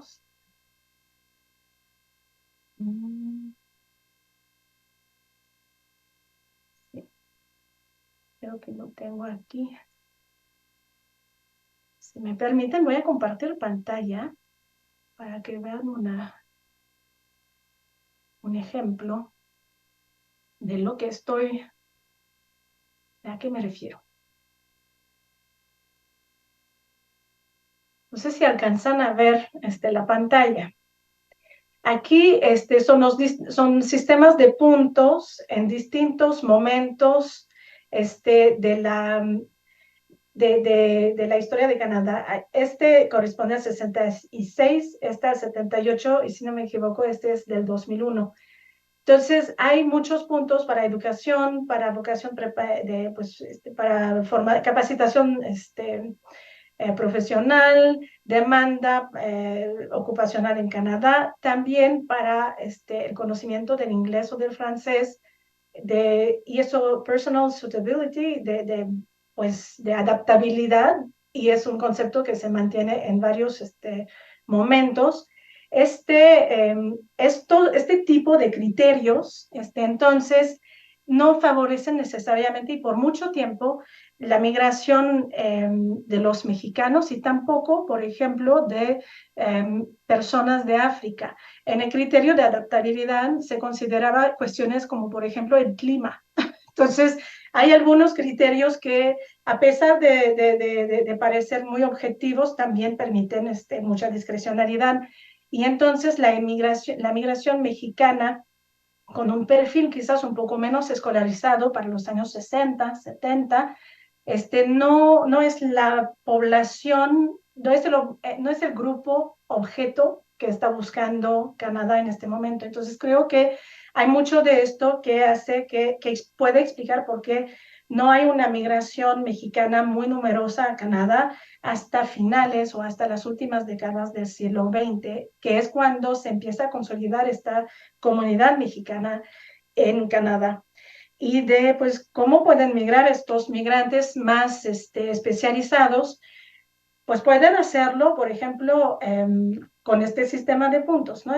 Como clase económica. Entonces pueden buscar acuerdos o ver si su ocupación, si su especialización está en demanda en Canadá, y entonces solicitar su visa, pues su entrada a Canadá por medio de este sistema de puntos. Pero eso es la puerta principal. Canadá, a partir de los años 90, incluso a partir de los años 80, ha empezado a diseñar muchísimos programas no de trabajo temporal, pero programas de migración temporal. Y de hecho, a partir del siglo XX, y eso era una novedad, había más migrantes temporales que ingresaban a Canadá que migrantes permanentes. Eso es una nueva característica de la migración canadiense. Para poder llegar a Canadá, se tiene que pasar por programas como la Experience Class, y entonces son programas que se relacionan con, o sea, empleadores y en sectores bastante capacitados, o, por ejemplo, programas educativos. Un mexicano puede ir a estudiar a Canadá una especialidad, y eventualmente, después de haber pasado por este programa, puede ir y solicitar su incorporación como Experience Class. Pero son programas que creo que la manera de verlos es que hay un primer filtro de especialización, y que es un filtro para migración temporal, y si el inmigrante cumple con las expectativas, entonces con el patrocinio de un empleador o después de sus estudios, puede entonces solicitar una residencia permanente. Eso es una nueva puerta, una nueva forma que encontró Canadá para mantener una política bastante amplia, entonces recibir muchos inmigrantes, pero de una forma temporal antes de llegar a una forma más permanente. Entonces, ha relacionado mucho Canadá su proceso migratorio con los empleadores y con las escuelas. Eso es una forma que ha encontrado Canadá. Y en cuanto a comunidades, la comunidad mexicana en Canadá, de migrantes residentes, entonces permanentes, es bastante reciente. No es una comunidad histórica como en Estados Unidos.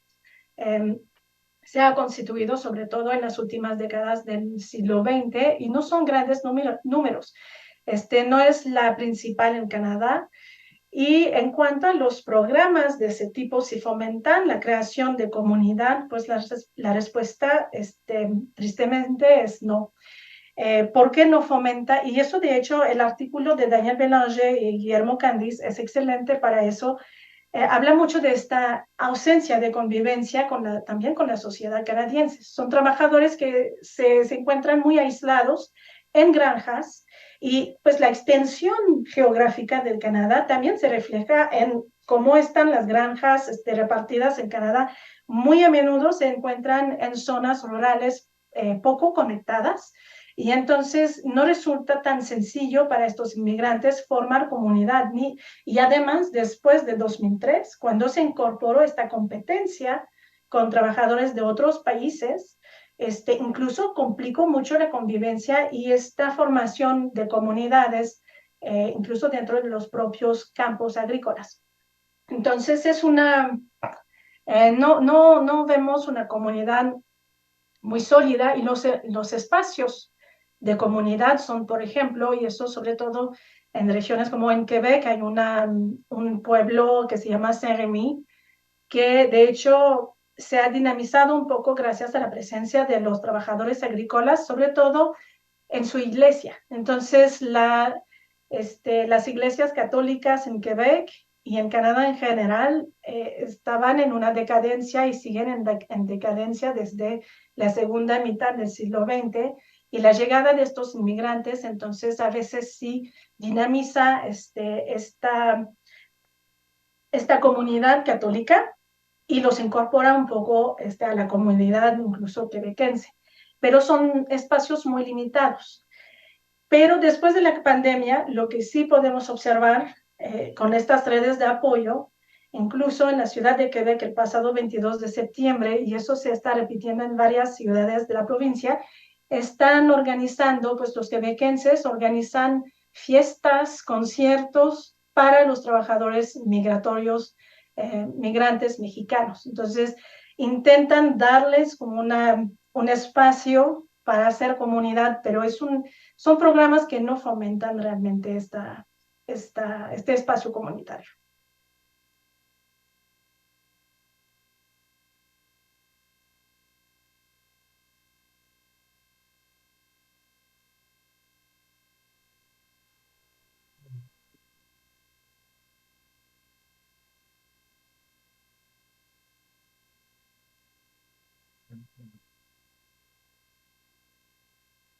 ¿No? David, hola. Hola, doctor Yankelevich. Hola, Catherine. Yo solo tengo una pregunta que tiene que ver con lo que te estaba preguntando el doctor Yankelevich. Y es si en algún momento se hizo algún intento de formar colonias agrícolas, como sí se hizo en los Estados Unidos, y de fijar la residencia de estos trabajadores. Porque me parece que si vemos el símil con los Estados Unidos, esto sí es muy visible en los Estados Unidos y no sé qué tanto sea en Canadá. Y la otra pregunta que tiene que ver con esto es, ¿qué tanto poder crees tú que tienen las sociedades agrícolas en Canadá? Es decir, las sociedades de productores. Sí, muchas gracias, David. Bueno, del poder, esto lo voy a contestar bastante rápido. El poder de las asociaciones agrícolas, de hecho, sí tienen cierto poder, pues ahora que están encargados de Estas asociaciones están encargadas del reparto y del reclutamiento de estos trabajadores, sí tienen un poder bastante importante. Y de hecho, la Unión de Productores Agrícolas sí es un organismo bastante poderoso y, por ejemplo, también interviene mucho este grupo de interés, por ejemplo, en la firma de tratados comerciales con Estados Unidos. Digo, entonces sí, ahora, si bien la agricultura después de la Segunda Guerra Mundial pasó por un tiempo complicado, ahora que está comercializada, sí es un grupo de interés importante con intereses económicos muy fuertes. Y de las colonias agrícolas sí hubo momentos de experimento, de formar colonias agrícolas. Por ejemplo, estos Dukobor que veíamos en una de las láminas, esta fotografía de mujeres campesinas, es uno de estos ejemplos. De realmente la política de fomento a la inmigración, de hecho, lo que querían ver era la creación de este tipo de colonias agrícolas. Entonces, intentaban atraer inmigrantes europeos a Canadá. Y eso fue bastante exitoso. Las planicies del centro de Canadá, entonces, sobre todo Saskatchewan y Manitoba, gran parte de su poblamiento se hizo por medio de este tipo de colonias agrícolas. Entonces, sí hubo una política un poco similar en este aspecto con Estados Unidos, pero nunca hubo estos intentos con mexicanos, por ejemplo, ¿no?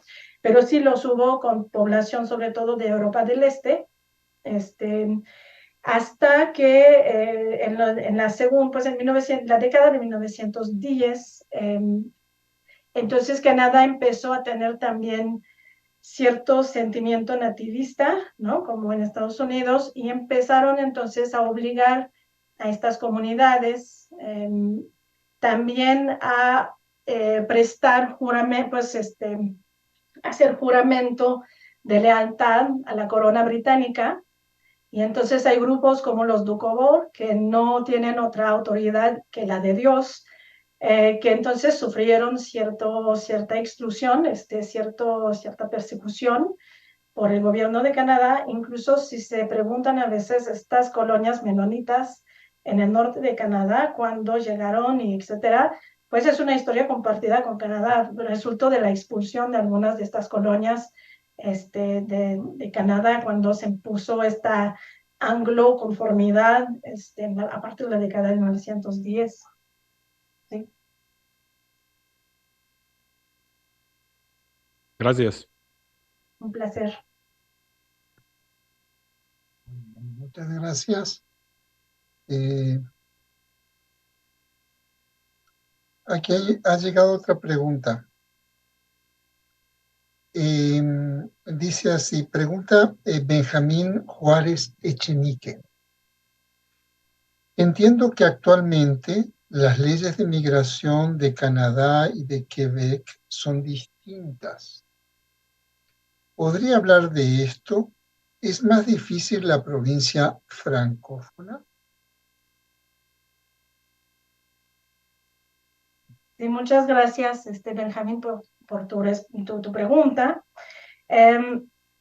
La respuesta es que sí son diferentes, pero no. La política migratoria en Canadá es una responsabilidad compartida entre gobierno federal y provincias. Entonces, lo que sucede en el caso de la provincia de Quebec, pues la provincia de Quebec tiene también un carácter nacionalista y a partir de los años 60 empezó a reclamar más poderes de parte del gobierno federal canadiense. Y entre estos reclamos fue también el reclamo para poder participar en la selección de los inmigrantes.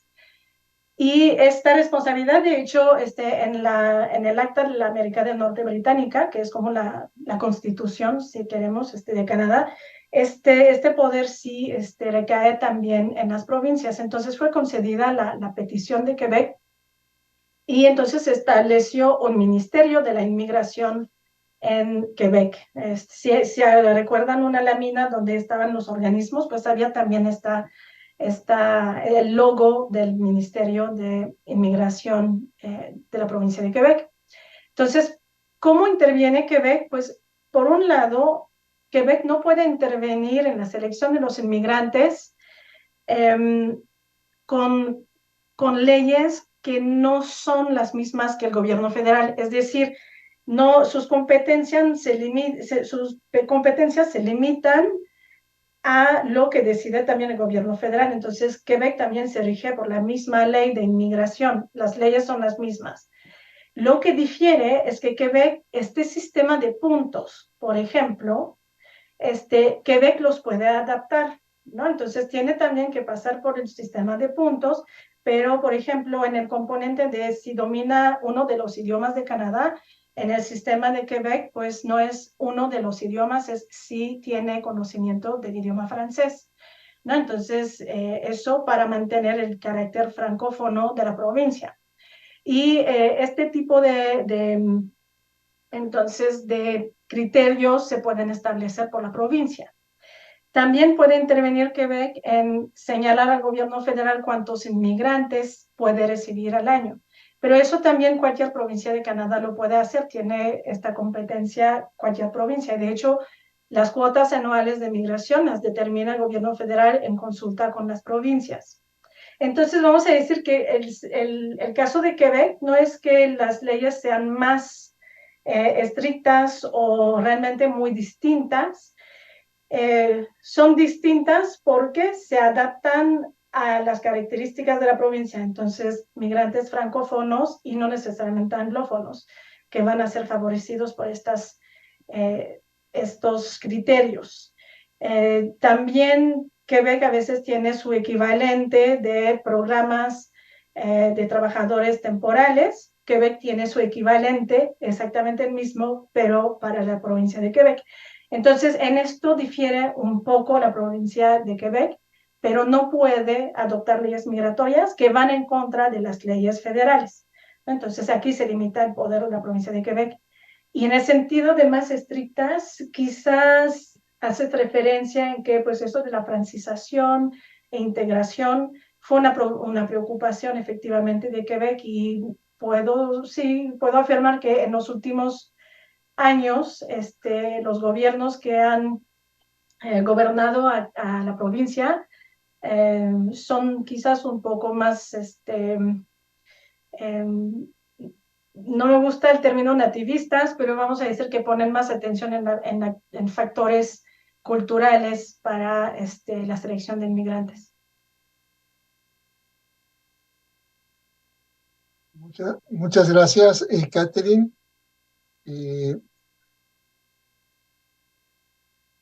¿No?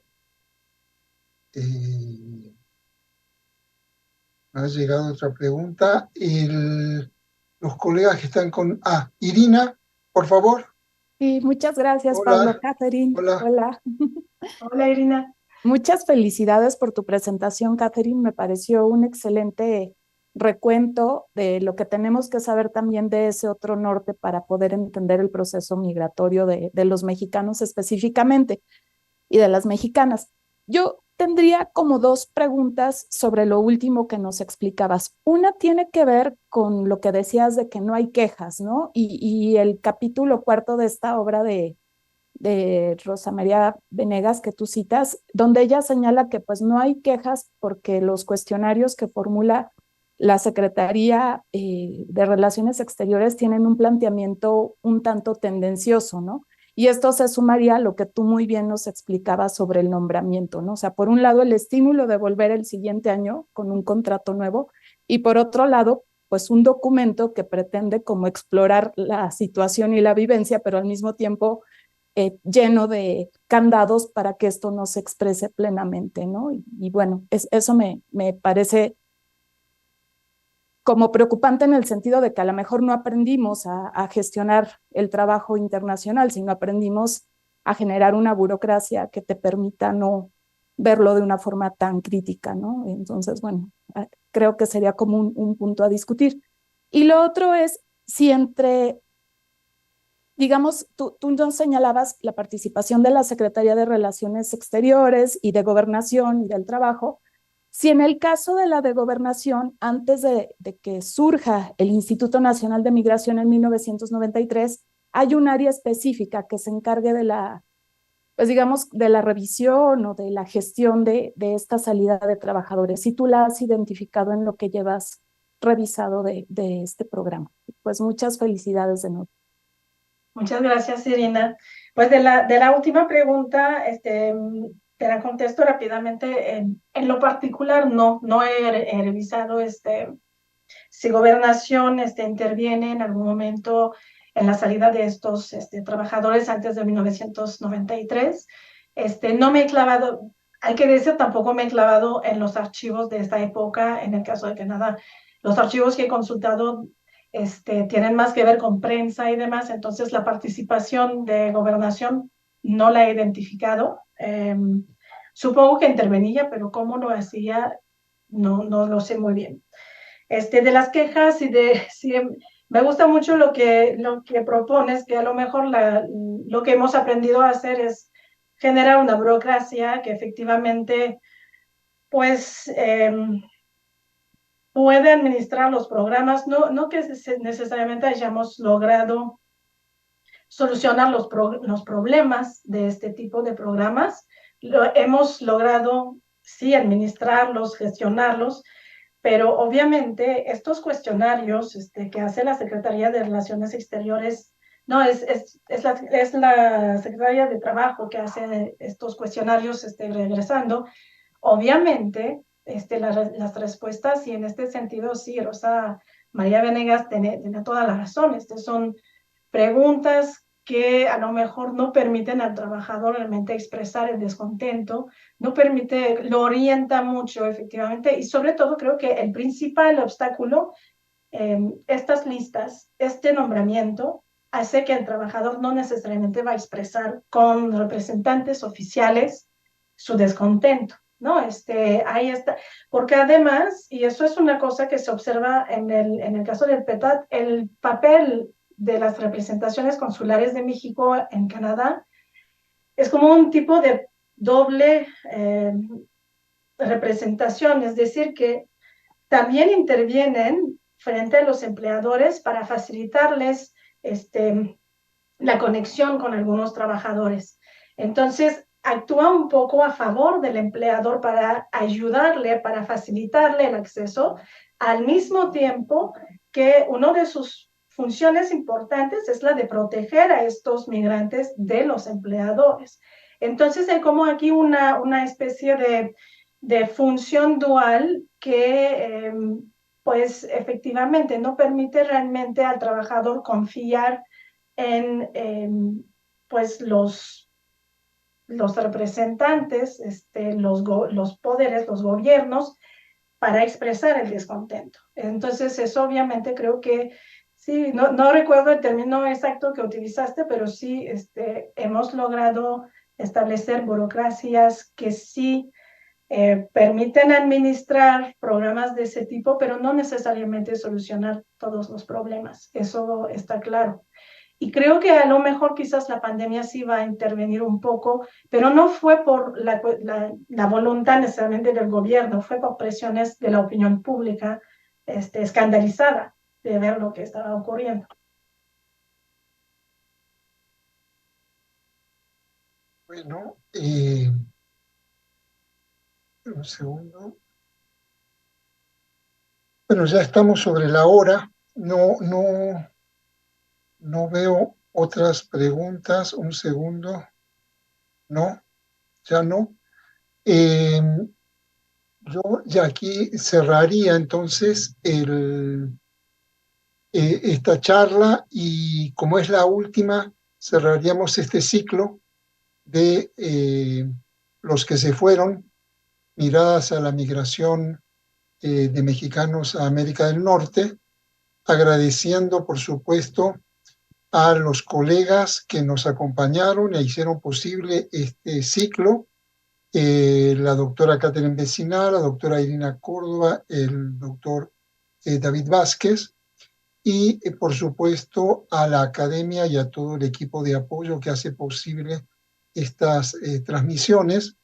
Y esperamos, como decíamos la semana pasada, poder inaugurar una presencia permanente en el programa de ciclos de conferencias anuales de la Academia con este tipo de cuestiones dedicadas a la migración, a la inmigración, a las presencias de extraños, a los exilios, a los refugios en la historia de México.